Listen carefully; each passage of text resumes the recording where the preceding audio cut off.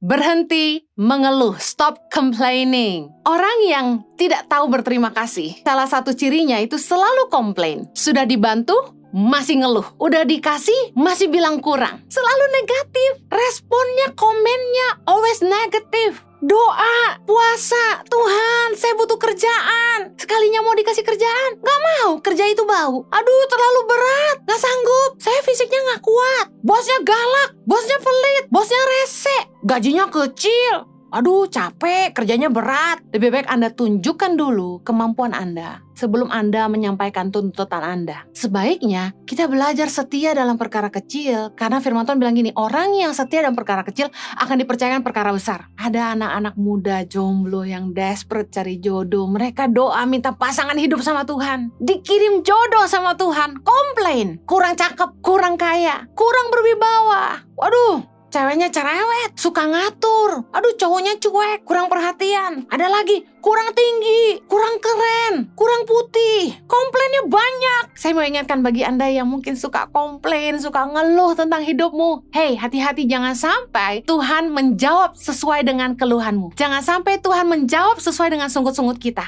Hati-hati, jangan sampai gara-gara sungut-sungut kita, jangan sampai kita terlalu sering komplain sama Tuhan. Kita nggak masuk tanah perjanjian, kita nggak menuai janji Tuhan dalam hidup kita. Jadilah manusia yang tahu bersyukur. Saya tiap hari bilang thank you Lord. Itu kalimat pertama yang keluar dari mulut saya waktu saya bangun tidur.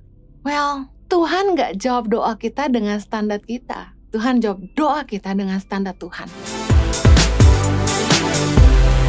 Shalom saudara, hari ini saya akan menyampaikan firman Tuhan dengan tema berhenti mengeluh, stop complaining.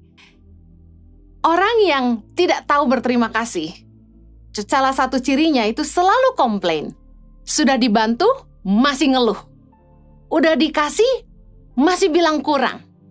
Tuhan itu jengkel sama bangsa Israel. Kita tahu dalam kejadian ketika bangsa Israel pergi dari tanah Mesir dipimpin oleh Musa, bangsa Israel terus mengeluh, terus komplain. Meskipun Tuhan selalu menyertai mereka dengan berbagai tanda yang ajaib. Tuhan telah mengeluarkan mereka dari penindasan di Mesir, menunjukkan perbuatan-perbuatannya yang ajaib di padang gurun, menyertai mereka dengan menyediakan burung puyuh, mana, tiang awan, tiang api, membelah laut merah, dan masih banyak lagi. Saya mau ajak Anda flashback sedikit tentang cerita bagaimana Tuhan membawa bangsa Israel keluar dari Mesir. Dalam Keluaran 13 ayat yang ke-21 dikatakan gini, Tuhan berjalan di depan mereka pada siang hari dalam tiang awan untuk menuntun mereka di jalan, dan pada waktu malam dalam tiang api untuk menerangi mereka, sehingga mereka dapat berjalan siang dan malam. Ajaib banget. Kita yang hidup hari ini, kita nggak ngalamin seperti yang bangsa Israel alamin. Bagaimana mereka bisa melihat Tuhan sendiri yang maha kuasa menyertai mereka di padang gurun dengan berjalan dalam rupa tiang awan dan tiang api. Dalam Keluaran 16 ayat yang ke-12, aku telah mendengar sungut-sungut orang Israel.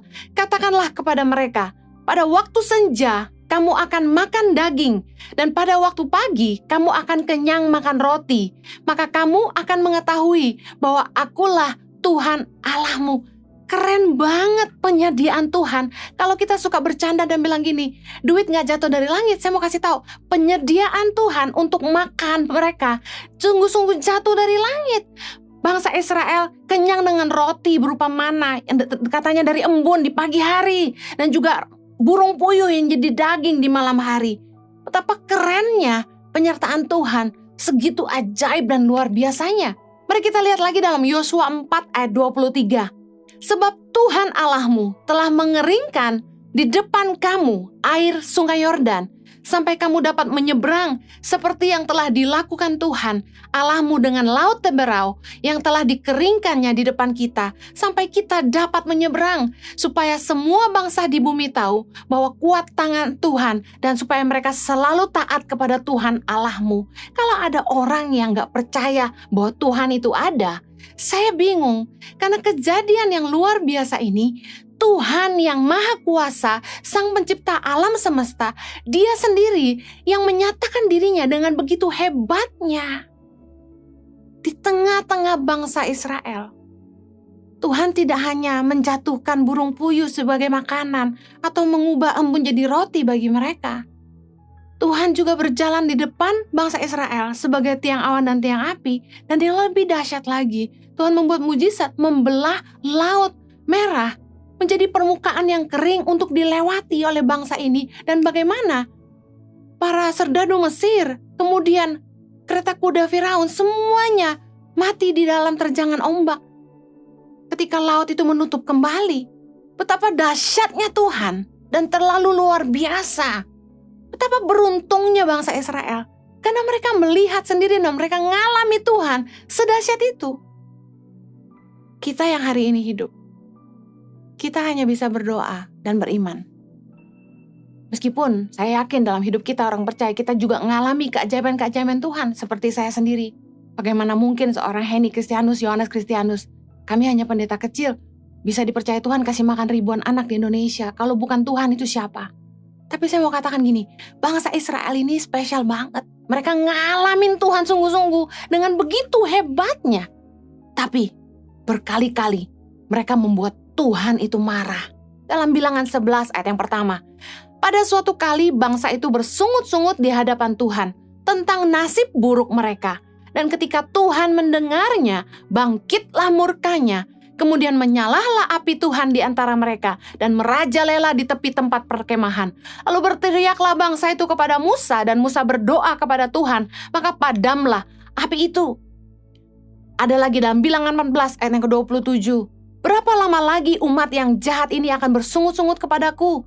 Segala sesuatu yang disungut-sungutkan orang Israel kepadaku telah kudengar. Tuhan tuh capek dengan keluhan, sungut-sungut, komplain dari bangsa Israel yang udah melihat begitu dahsyatnya penyertaan Tuhan, tapi tetap aja mereka komplain. Ini tadi saya bilang, orang yang tidak tahu berterima kasih, ciri-cirinya itu gini, selalu ngeluh meski udah dibantu, selalu komplain, ada aja yang kurang, selalu negatif, responnya, komennya always negatif. Bayangin, mereka bersungut-sungut di depan Tuhan tentang nasib buruk mereka. Bayangin, mereka nggak senang dengan keadaan di padang gurun, mungkin panas, saya kebayang ya. Dan yang lebih dahsyat gini, mereka mulai bosen sama makanan yang Tuhan kasih ke mereka. Mari kita lihat dalam Bilangan 21 ayat ke-5. Lalu mereka berkata-kata melawan Allah dan Musa. Mengapa kamu memimpin kami keluar dari Mesir? Supaya kami mati di padang gurun ini? Sebab di sini tidak ada roti dan tidak ada air, dan akan makanan hambar ini kami telah muak. Astaga. Ayat ke-6. Lalu Tuhan menyuruh ular-ular tedung ke antara bangsa itu yang memagut mereka, sehingga banyak dari orang Israel yang mati. Mari belajar sama-sama dari kesalahan bangsa Israel. Kita yang hidup hari ini, kita pasti ngarepin Tuhan tuh benar-benar menampakkan dirinya kepada kita. Lalu kita pikir kita akan jadi orang percaya yang lebih beriman. Kenyataannya bangsa Israel, mereka lihat penyertaan Tuhan segitu dahsyatnya, keajaiban Tuhan di depan mata, tetap aja ngeluh gak karu-karuan. Bahkan berani marah sama Musa dan kepada Tuhan, dan bilang muak sama makanan hambar. Jadi saya langsung ngebayang, oh roti mana itu berarti hambar. Iyalah ya, di padang gurun, burung puyuh jatuh mereka bakar, mungkin gak ada garam, gak ada lada gitu kan. Tapi bisa makan daging tiap hari tuh apa gak luar biasa. Mereka ngeluh dan ngeluh, mereka bersungut-sungut. Dan berkali-kali mereka bikin Tuhan jengkel dan marah sama mereka.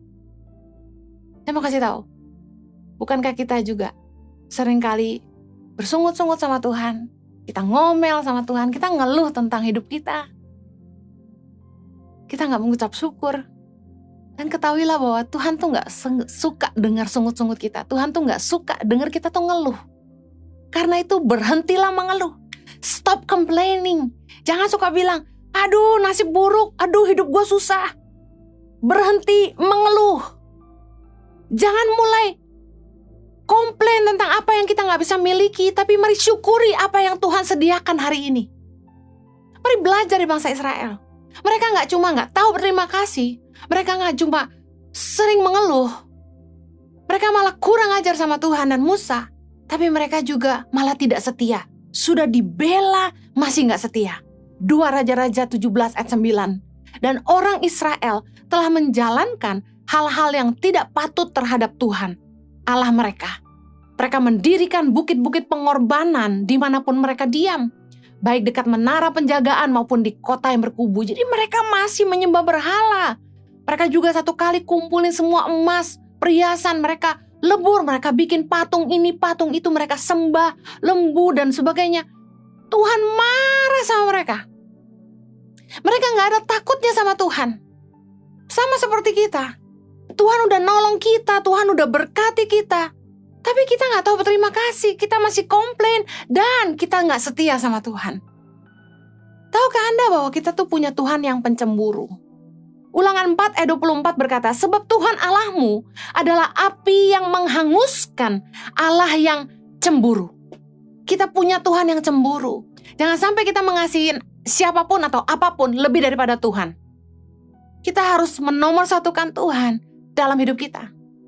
Bahwa selain Dia tidak ada yang lain. Saya mau ingatkan bagi Anda yang mungkin suka komplain, suka ngeluh tentang hidupmu. Hey, hati-hati, jangan sampai Tuhan menjawab sesuai dengan keluhanmu. Jangan sampai Tuhan menjawab sesuai dengan sungut-sungut kita. Mari kita belajar dari Bilangan 14 ayat 29. Di padang gurun ini, bangkai-bangkaimu akan berhantaran.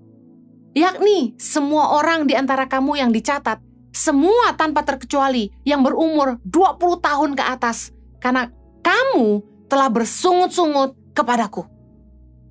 Akibat bangsa Israel terus menggerutu, terus bersungut-sungut, terus mengeluh, dan bahkan tidak setia sama Tuhan, maka banyak dari bangsa Israel yang akhirnya tidak masuk ke tanah perjanjian. Mereka mati di padang gurun. Tuhan sudah terlalu marah sama mereka. Hati-hati. Jangan sampai gara-gara sungut-sungut kita, jangan sampai kita terlalu sering komplain sama Tuhan, kita gak masuk tanah perjanjian. Kita gak menuai janji Tuhan dalam hidup kita. Berhenti mengeluh. Jadilah manusia yang tahu bersyukur. Saya tiap hari bilang, thank you Lord, thank you Jesus, thank you Lord, thank you Jesus. Itu kalimat pertama yang keluar dari mulut saya waktu saya bangun tidur. Di tengah-tengah hari saya bilang, thank you Lord, thank you Jesus. Dengar baik. Berhenti mengeluh. Waktu keadaanmu lagi gak baik. Jangan mengeluh tapi bersyukur. Katakan, sebab Tuhan baik. Bahwasanya untuk selama-lamanya kasih setia. Ketika keadaanmu sedang gak enak. Sebenarnya gak cukup. Tapi engkau berkata, terima kasih Tuhan. Engkau lagi ditekan banyak masalah. Engkau gak tahu jalan keluarnya. Jangan mengeluh, tapi bersyukur. Saya percaya bersyukur adalah kunci mujizat dan kekuatan dalam hidup kita.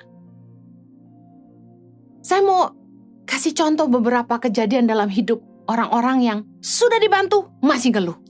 Contoh, doa sama Tuhan, minta kerjaan. Tuhan kasih kerjaan. Tapi ketika ditawarin kerjaan sama orang, ngeluh. Gak mau kerjain itu. Itu kan bau. Satu kali kami pernah mau bantu orang. Kami bilang gini, orang ini datang ke kami, dia butuh kerjaan, dan kami katakan gini, kami butuh orang untuk dilatih pelihara ayam petelur. Karena anak-anak kami di center-center kami tuh butuh makan, jadi kami ingin bisa memelihara ayam petelur. Bisa nggak kerja sama kami, nanti dilatih, terus kamu bikin di NTT atau di mana? Orang ini bilang, aduh, nggak deh. Kandang ayam bau. Doa, puasa, Tuhan, saya butuh kerjaan. Sekalinya mau dikasih kerjaan, nggak mau, kerja itu bau. Akhirnya datang lagi, minta kerjaan. Dikasih kerjaan, bilangnya apa? Aduh, terlalu berat, gak sanggup, saya fisiknya gak kuat. Ditawarin kerjaan, aduh gak mampu, aduh gajinya kekecilan. Komplain. Banyak orang doa sama Tuhan, tapi begitu Tuhan jawab, komplainnya kebanyakan. Bosnya galak, Bosnya pelit, bosnya rese, gajinya kecil, aduh capek, kerjanya berat, kerjaannya susah, tempat kerjanya jauh lagi. Banyak orang yang kehilangan pekerjaan hari ini. Tapi kalau kita bisa dapat pekerjaan, saya mau katakan ini, bersyukur. Jangan mengeluh. Banyak orang minta doa sama Tuhan. Tuhan berkati aku. Dikasih kerjaan. Kerjanya gak benar. Dikasih proyek sama orang. Nipu.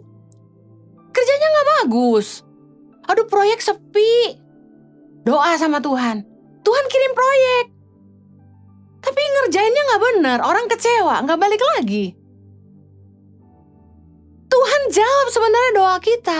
Tapi kembali lagi kepada attitude kita sendiri dalam bekerja. Kita suka bilang duit gak jatuh dari langit. Betul. Tuhan kasih kita berkat untuk kita bisa menghidupi hidup kita. Kita sendiri yang harus mengerjakannya dengan setia. Banyak orang yang pikir Tuhan gak jawab doanya. Sebenarnya Tuhan jawab dengan cara lain. Cuma kita yang gak setia kadang-kadang. Kita yang kebanyakan komplain, kebanyakan mau. Kita punya standar kita. Yang saya cerita nih serius banget. Saya ketemu orang yang datang ke kami, minta gaji tinggi sekali. Saya mau kasih tahu gini. Kalau Anda kerja di sebuah tempat, Anda boleh aja punya standar buat diri Anda, tapi saya kasih tahu, lebih baik Anda tunjukkan dulu kemampuan Anda sebelum Anda menyampaikan tuntutan Anda. Sebaiknya kita belajar setia dalam perkara kecil, karena firman Tuhan bilang gini, orang yang setia dalam perkara kecil akan dipercayakan perkara besar. Kalau kita minta gaji tinggi, pastikan kita bisa nunjukin prestasi. Kebanyakan orang itu overestimate themselves. Maunya gaji tinggi, tapi kerja gak mampu. Lucu sekali. Ada lagi. Kayak Tuhan tadi udah berkati bangsa Israel, mereka malah nyakitin hati Tuhan. Malah bikin korban-korban persembahan buat dewa-dewa mereka, buat Allah-Allah mereka. Sudah dibaikin, malah nyakitin. Air susu dibalas air tuba, peribahasanya. Kebaikan dibalas dengan kejahatan. Ada orang tuh yang sebenarnya Tuhan kirim orang-orang baik dalam hidup mereka untuk nolong mereka. Tapi instead of doing good, mereka malah balas kebaikan orang dengan kejahatan. Saya mau kasih tahu, firman Tuhan berkata dalam Amsal 17:13, siapa membalas kebaikan dengan kejahatan, kejahatan tidak akan menghindar dari rumahnya. Jangan pernah balas kebaikan dengan kejahatan. Orang yang melakukan kebajikan bagi kita, dia akan nuai kebajikan dari Tuhan. Tapi kalau kita balas kebajikan orang itu dengan kejahatan, dengar, kita yang akan menuai kejahatan juga. Karena kita akan menuai apa yang kita tabur. Sebaliknya, kalau Anda sudah berbuat baik sama orang dan orang balas kebaikan Anda dengan kejahatan, jangan marah. Firman Tuhan bilang jangan balas kejahatan dengan kejahatan. Kenapa? Supaya gini, ketika Anda menabur kebaikan, Anda harusnya menuai kebaikan. Tapi kalau Anda kecewa, kemudian Anda berbalik jahat sama orang, Anda akan menuai sebaliknya. Jangan pernah balas kebaikan dengan kejahatan. Ada anak-anak muda jomblo yang desperate cari jodoh. Mereka doa minta pasangan hidup sama Tuhan. Dikirim jodoh sama Tuhan, komplain. Kurang cakep, kurang kaya, kurang berwibawa. Waduh, ceweknya cerewet, suka ngatur. Aduh, cowoknya cuek, kurang perhatian. Ada lagi, kurang tinggi, kurang keren, kurang putih. Komplainnya banyak. Well, Tuhan gak jawab doa kita dengan standar kita. Tuhan jawab doa kita dengan standar Tuhan. Tapi seringkali standar kita tuh gak masuk akal. Dengar baik. Satu kali saya punya teman. Dia jomblo dan kenapa dia jomblo lama sekali? Karena dia punya standar tuh luar biasa. Dia cari cewek tuh harus yang super duper cantik. Masalahnya gini, cewek cantik itu harganya juga cantik. Sementara teman saya ini nggak terlalu kaya. Susah cari jodoh karena milih. Satu kali dia dapet cewek yang cantik banget, tapi nggak bisa kerja. Udah tahu ceritanya kalau nikah cewek ini bakal ngandelin hidup dari dia. Sanggup berapa setiap bulannya? Kan gitu pertanyaannya. Tapi puji Tuhan akhirnya mereka nggak jadi nikah. Kemudian dia ketemu dengan seorang wanita nggak terlalu cantik, tapi baik. Dan luar biasa, mereka nikah. Dan cewek ini rajinnya minta ampun. Di masa sulit, di masa pandemi, di saat sang suami teman saya ini gak bisa menghasilkan, istrinya jadi pahlawan. Bukankah banyak wanita-wanita di masa pandemi ini jadi pahlawan yang menyelamatkan keluarganya? Saya bangga sama para wanita. Wanita-wanita hebat dan wanita-wanita kuat yang menjadi penopang suami, yang menyelamatkan rumah tangga, yang meskipun menghasilkan tapi gak membuat suaminya kecil hati. Wanita-wanita hebat Tuhan bangkitkan di masa-masa sulit ini. Istri teman saya ini yang akhirnya meskipun suaminya gak bisa menghasilkan, dia gak komplain. Dia kerja, suaminya bisa makan. Saya bilang, saya tarik satu pelajaran. Kalau dulu teman saya ini pakai ukuran dia harus dapat wanita yang cantik jelita. Sementara yang cantik-cantik itu gak mau kerja. Mau jadi rumah tangga, sosialita. Asal berani berapa gitu kan. Nah sementara yang akhirnya dia nikah ini gak terlalu cantik, tapi akhirnya menyelamatkan dia di masa sulit. Saya mau kasih tahu, standarnya Tuhan itu selalu lebih baik. Kita sebagai manusia yang selalu pakai mata, kita pakai ukuran kita. Sementara kita gak tahu apa yang sebenarnya yang terbaik buat kita. Kita itu cuma bisa lihat sejauh mata memandang, tapi Tuhan itu bisa melihat sampai akhir hidup kita. Jangan komplain dengan keadaanmu hari ini. Bukankah Tuhan sudah sangat-sangat baik dalam hidup kita? Jangan terus mengeluh untuk hal-hal yang kita mungkin gak bisa miliki. Syukuri apa yang kita bisa nikmati hari ini. Count your blessing. Jangan membandingkan hidup kita dengan orang lain. Oh enak ya. Enak tuh jadi istrinya dia, enak tuh jadi suaminya dia. No. Jangan bandingkan hidup kita dengan orang lain. Tiap orang punya berkatnya sendiri.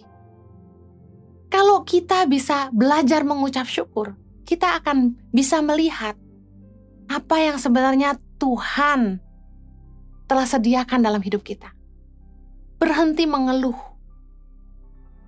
Waktu kita menghadapi masa-masa sulit, mudah sekali kita bilang, capek, susah. Tetapi saya mau ajak saudara, mari berhenti mengeluh dan mulai bersyukur. Pakai mulutmu untuk memuliakan Tuhan. Bawa korban syukurmu. Meskipun engkau sedih, tapi katakan terima kasih. Saya percaya Tuhan akan tergerak. Tuhan akan penuh belas kasihan kepada orang-orang yang selalu mengucap syukur. Tuhan berkati, mari kita berdoa. Bapa di sorga, kami bersyukur buat kebenaran firman-Mu. Kami gak mau jadi bangsa yang selalu bersungut-sungut, yang membuat Tuhan marah. Tuhan, kami bersyukur buat setiap keajaiban yang Tuhan sudah buat dalam hidup kami. Kami mau jadi orang yang tahu bersyukur, tahu berterima kasih. Bapa, hamba-Mu berdoa, berkati Tuhan anak-anak-Mu, buka mata hati mereka, supaya mereka bisa melihat kebaikan-kebaikan yang Tuhan sudah kerjakan dalam hidup mereka. Dan makan terus Tuhan kerjakan dalam hidup kami semua. Bapa, berkati anak-anak-Mu di tengah-tengah masa sulit, mereka tetap menemukan kekuatan di dalam Tuhan. Mereka gak patah semangat, mereka gak menyerah. Mereka akan melihat penyediaan Tuhan itu luar biasa. Terima kasih, kami percaya setelah pandemi ini selesai, Semua berkat yang mereka mungkin pikir sudah hilang, Tuhan kembalikan berkali lipat dalam hidup mereka. Sembuhkan yang sakit Tuhan, bilur-bilur-Mu menyembuhkan. Demi nama Yesus kami berdoa. Amen.